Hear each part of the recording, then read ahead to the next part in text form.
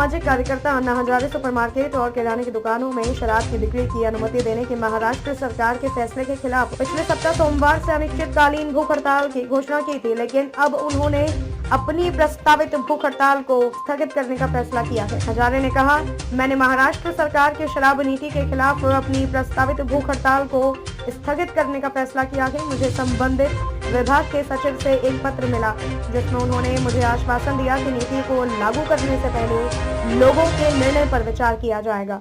गौरतलब हो कि पिछले हफ्ते हजारे ने मुख्यमंत्री उद्धव ठाकरे को एक पत्र लिखा था जिसमें कहा गया था कि राज्य के लोगों ने मांग की है कि सुपरमार्केट और वॉक इन दुकानों पर शराब की बिक्री की अनुमति देने वाली नीति को तुरंत वापस लिया जाए।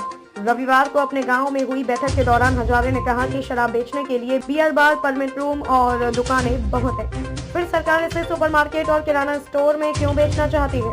उन्होंने पूछा, क्या वह इस लत को फैलाना चाहती है। कार्यकर्ता ने दावा किया, महाराष्ट्र सरकार के अधिकारियों के साथ चर्चा के दौरान मैंने उनसे कहा था कि मेरा राज्य में रहने का मन नहीं है, जिसके बाद सरकार ने अपने फैसले पर फिर से विचार करना शुरू कर दिया।